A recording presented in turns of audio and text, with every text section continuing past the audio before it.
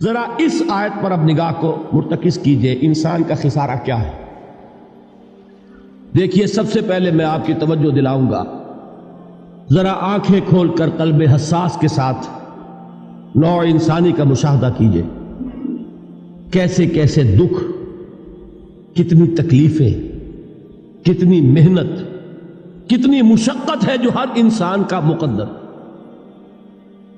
قرآن مجید میں ایک مکمل سورت ہے، سورت البلد، اس میں اللہ تعالیٰ نے متعدد قسمیں کھا کر ایک بات کہی، لا اقسم بہذا البلد وانت حل بہذا البلد ووالد وما ولد لقد خلقنا الانسان فی کبد۔ ہم نے انسان کو مشقت ہی میں پیدا کیا، یہ مشقت ہر انسان کا مقدر ہے۔ لوگ گھروں کو چھوڑ کر آئے ہوئے ہیں، کہاں کہاں انسان جاتا ہے، یہ اس دنیا میں محنت اور مشقت۔ ہاں ایک مغالطہ ہو جاتا ہے کہ شاید یہ محلوں میں رہنے والے جو ہیں انہیں کوئی مشقت نہیں، انہیں کوئی دکھ نہیں، حالانکہ حقیقت یہ نہیں ہے۔ جو جتنا امیر ہے آپ دیکھیں گے اس کی جسمانی مشقت کم ہے، ذہنی کوفت زیادہ ہے۔ ٹرینکولائزرز کی انہیں ضرورت پڑتی ہے، انہیں سیڈیٹیوز چاہیے، خواب آور دوائیں مزدور کو نہیں کبھی ضرورت پڑے گی۔ وہ 8 گھنٹے کی محنت کرنے کے بعد احساس ہوتا ہے کہ وہ صبح ہی کی خبر لے گا۔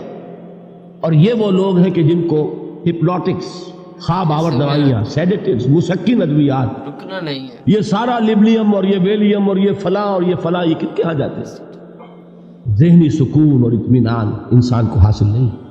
کسی کی جسمانی مشقت ہے، کسی کی ذہنی مشقت۔ میں آپ کو یاد دلانا چاہتا ہوں مہاتما گوتم بدھ کا معاملہ۔ رکنا نہیں ہے، 30 برس کی عمر میں کپل وستو کا شہزادہ محل کو چھوڑ کر نکل گیا، جوان بیوی کو سوتا ہوا چھوڑ کر گیا، شیر خوار بچے کو چھوڑ کر گیا، راجدھانی میں رہنے والا محل کا باسی، یہ تعلیمات کیسے پہنچتی، جسے یہ معلوم ہے کہ باپ کے بعد مجھے یہ سلطنت ملنے والی ہے، کیوں گیا؟ کبھی کبھی آپ نے سوچا؟ اس نے انسان کے غم اور دکھ کا مشاہدہ کیا۔ اس نے دیکھا کوئی اندھا ہے، ٹھوکر کھا کر گر رہا ہے، کوئی والدین کھڑے ہوئے رو رہے ہیں اور ان کی نگاہوں کے سامنے ان کا نہایت محبوب بچہ دم توڑ رہا ہے اور وہ کچھ نہیں کر سکتا۔ اس نے سوچا یہ صدمہ کیوں ہے انسان کا، یہ دکھ اس کا مقدر کیوں ہے؟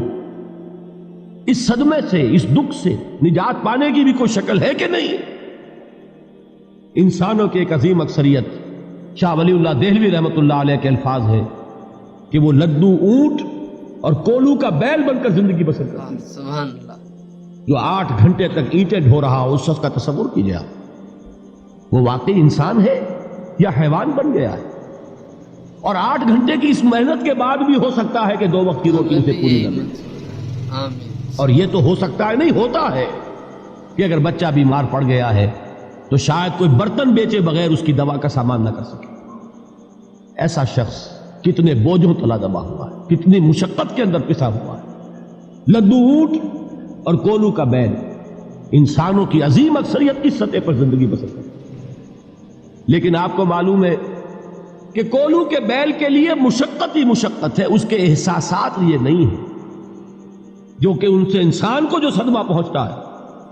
ایک بیل کو اس سے کوئی غرض نہیں کہ اس کا کوئی بچہ بھی تھا کہ نہیں تھا، اس کو کوئی بخار ہوا ہے یا کیا ہوا ہے، اس صدمے سے وہ بیل بچا ہوا ہے۔ گھوڑے کو کوئی پتہ نہیں کہ میرا بھی کوئی اولاد میری ہے یا نہیں ہے اور مجھے اس کا کوئی صدمہ ہے یا دکھ ہے، کوئی پتہ نہیں۔ لیکن انسان کا معاملہ یہ ہے ایسا ہی ہے کہ والدین کو جو جو دکھ دیکھنے پڑتے ہیں اپنے بچوں کے لیے، اپنی اولاد کے لیے۔ وصیت منظور ہے تو رات کی نیند ہے حرام ہے اس لیے کہ بچہ بخار میں تپ رہا ہے یا درد سے تڑپ رہا ہے، لہذا نہ ماں سو سکتی ہے نہ باپ سو سکتا۔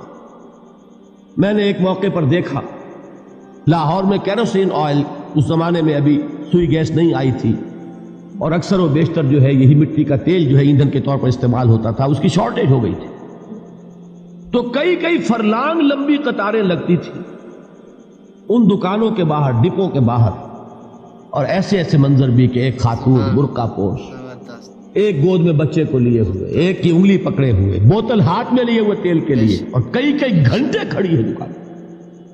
یہ مشقت انسان جھیلتا ہے کہ نہیں؟ غالب نے اس کا نقشہ کھینچا ہے کہ رنج سے خوگر ہوا انسان تو مٹ جاتا ہے رنج. مشکلیں اتنی پڑی مجھ پر کہ آسا ہو. ہم بھول جاتے ہیں، ورنہ واقعہ یہ کہ قلب حساس ہو اگر اور قید حیات و بند غم اصل میں دونوں ایک ہیں. موت سے پہلے آدمی غم سے نجات پائے کیوں؟ اچھا یہ تو ہوا لقد خلقنا الانسان فی کبد. حیوانات کا معاملہ ایک اور اعتبار سے آسان ہے. ان سے کوئی محاسبہ بھی ہے کیا؟ کوئی جواب دہی بھی ہے؟ کوئی ان کو اللہ کے حضور میں کھڑے ہو کر اپنے اعمال کا حساب بھی دینا؟ نہیں. انسان کی یہ ٹریجڈی ہے، یہ المیہ ہے انسان. اس کو بھی قرآن مجید کی ایک سورت میں قسمیں کھا کر اذا السماء انشقت، اس کے بعد کیا فرمایا؟ یا ایھا الانسان انک کادح الی ربک کدحا فملاقیہ. اے انسان، تیرا المیہ، تیری ٹریجڈی اس سے کہیں بڑھ کر ہے. تجھے صدمے پر صدمے جھیلتے ہوئے، مشقت پر مشقت برداشت کرتے ہوئے ایک روز اپنے رب کے حضور میں بھی کھڑا ہوگا، جواب دہی بھی کرنی. اس دن کے حساب سے، اس دن کے احساس سے جو بڑے بڑے ہماری امت کے عظیم جو گلے سرسبد ہیں، ان کا یہ حال آپ نے پڑھا ہوگا. حضرت ابوبکر صدیق رضی اللہ تعالی عنہ وہ ایک عجیب کیف کے عالم میں فرمایا کرتے تھے، کاش میں درختوں پر چہچہاتی ہوئی چڑیا ہوتا جس سے حساب کتاب نہیں ہوگا. کاش کہ میں گھاس کا تنکا ہوتا جو آج ہے اور کل آگ میں جلا دیا جاتا، ختم ہو جاتا. اس سے محاسبہ کوئی نہیں. وہ جس کے احساس سے کہ حضرت عمر جو ہے اپنے انتقال کے وقت سخت بے چین تھے. ان کے بیٹے حضرت عبداللہ ابن عمر رضی اللہ تعالی عنہما نے ان کا سر جو ہے وہ اپنے زانوں پر رکھ لیا تو کہا نیچے ڈال دو. ایک عجیب بے کلی اور بے چینی. انہوں نے کہا ابا جان آپ کیوں پریشان ہیں؟ آپ تو عشرہ مبشرہ میں سے، آپ کو تو اللہ تعالیٰ نے جنت کی بشارت حضور کے ذریعے سے اس دنیا میں دی. حضرت عمر فرماتے ہیں کہ خدا کی قسم اگر قیامت کے دن عمر برابر سرابر پر چھوٹ گیا تو بہت بڑی کامیابی تصور. یہ احساس جن کو ہوتا ہے. حضرت علی کا حال کیا ہوتا ہے؟ ابھی جو آپ نے حافظ صاحب سے سنا، یہ حضرت علی کا معاملہ ہے کہ ایک تیر پیوست ہو گیا تھا، کسی طرح نکل نہیں رہا تھا. حضرت علی نے فرمایا کہ اچھا چھوڑو مجھے، میں نماز کی نیت باندھتا ہوں. نماز کی نیت پڑھتے تھے تو لرزتے تھے، کانپتے تھے. کس کے سامنے کھڑا ہوں اور کس کے سامنے مجھے ایک دن جواب دہی کے لیے کھڑا ہونا ہوگا. لن تزولا قدم ابن آدم، حضور نے خبر دی ہے ابن آدم کے قدم ہل نہیں سکیں گے. جیسے مجرم کھڑا ہوتا ہے کٹہرے کے اندر، اس کٹہرے میں سے ہل نہیں سکو گے حتی یسأل عن خمس، جب تک کہ 5 چیزوں کا حساب نہ لے لیا جائے. وہ 5 چیزیں کیا ہے؟ کان کھول کر سنیے. عن عمرہ فیما افناہ، عمر کا حساب دو. یہ 80 برس اور 70 برس ہم نے تمہیں دنیا میں دیے، کہاں ضائع کیے؟ وعن شبابہ فیما ابلاہ، آج کل تو اور خاص طور پر جوانی کا دور، امنگوں کے دن، ولولے ہوتے ہیں، قوت ہوتی ہے، توانائی ہوتی ہے، آدمی چلتے ہوئے زمین پر پاؤں مارتا ہے، قوت جو ہے وہ اپنا اظہار چاہتی ہے. یہ جوانی کہاں گلائی؟ حساب دو، ایک ایک لمحے کا حساب دو. وَعَن مَالِهِ مِنْ أَيْنَ اكْتَسَبَهُ وَفِيمَا أَنْفَقَهُ، ایک ایک پائی کا حساب دو. مال کا کہاں سے کمایا تھا، حلال سے کہ حرام سے، اور کہاں خرچ کیا تھا، گل چھروں میں، عیاشیوں میں، یا نیکی کے کاموں میں، ادائے حقوق اللہ کے دین کے لیے. 4 سوال ہو گئے. 2 زندگی کے بارے میں، ایک زندگی پوری بحیثیت مجموعی کہاں کس کام میں لگائی، اور خاص طور پر شباب کا دور کہاں لگایا. 2 سوال مال کے بارے میں، کمایا کہاں سے، حلال سے کہ حرام سے، جائز سے کہ ناجائز سے، خرچ کہاں کیا. اور آخری سوال وَعَمَّا عَمِلَ فِيمَا عَلِمَ، جو علم حاصل کیا تھا اس میں عمل کتنا کیا. کچھ نہیں ہو سکتا. علم کے انبار لگاتے چلے گئے اور عمل کے آغاز کی بھی نوبت نہ آئی. یہ علم جو ہے یہ اس روز سب سے بڑا وبال بن جائے گا. اتنا علم اور عمل کچھ نہیں، بجائے کہ کریڈٹ کا ذریعہ بنے یہ الٹا ڈیبٹ کا کھاتا بن جائے.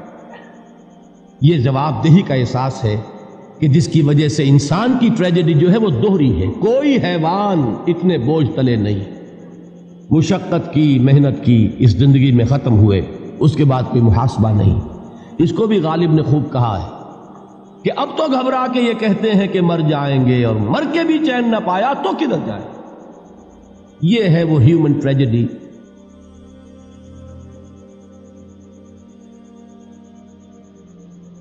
اس کے بعد کومنٹ تو اللہ تعالیٰ جو ہے وہ جو ہے مومن کا امتحان لیتا ہے، صبر کو آزماتا ہے، اور جو صبر ہے وہ مومن کا جو باطل سے ہے وہ جب تک زیادہ نہ ہو تو پھر جو ہے وہ کیا فائدہ ہے. ٹھیک ہے، تو اللہ تعالیٰ کو بھی تو وہی عزیز ہے جو کم سے کم مومن اتنی تو جذبہ رکھے، صبر کرے نا کہ جو ہے وہ باطل سے زیادہ ہو، باطل سے اس کا جذبہ جو ہے آگے نکل جائے. ٹھیک ہے، کیونکہ باطل بھی تو ہے، وہ جھوٹ پہ ہے اور پھر بھی وہ اتنی قربانی دے رہا ہے.